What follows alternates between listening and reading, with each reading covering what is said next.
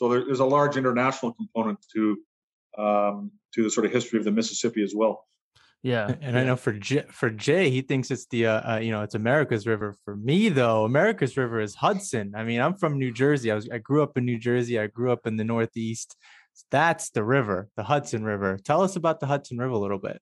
So the Hudson, kind of a puny river. I mean, it's the smallest one. It's barely over 500 kilometers. Small drainage area, kind of tucked up in this corner of northeastern United States. I wanted to pick the Hudson in particular because it's so small and so seemingly insignificant in a geographic context, but it's had such an outsized impact on U.S. history. And in particular, I wanted to explore something that I actually know nothing about, and I have zero skills at, and that is art.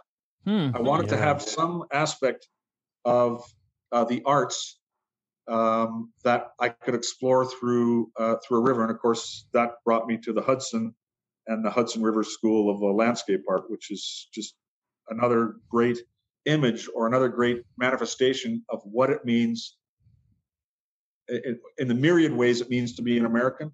This is one of the ways that contributes, the Hudson River School of Landscape Art.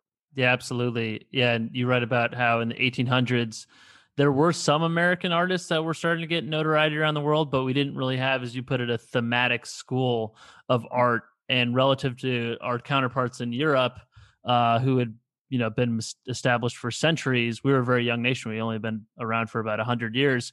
But the Hudson School of Landscape Art really changed that. That was the school that gave us a national identity, gave us the foundation for a national identity by first giving us a visual identity and an artistic identity. I think from a human perspective, just thinking about how art can tie us together as a society can kind of create the foundation for a national identity of a burgeoning country. It's really fascinating.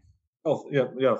Thanks. I thought it was a really interesting thing to explore as well. And you have to you think about, there's some I thought they're great quotes, and I can't remember them, but people, if they read the book, they'll see them by sort of European art critics. Who said, I got one for you if you want me to read it off. Yeah, sure, go ahead. It's fantastic. It's hilarious. Yeah, the British critic Sidney Smith he asked the rhetorical question in 1820: in the four corners of the globe, who reads an American book, or goes to an American play, or looks at an American picture or statue? Definitely a dig at us.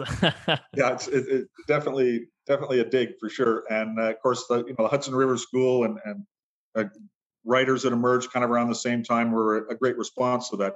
You have to think a lot of these European countries had 1,000 years head start, so it's kind of an unreasonable attitude.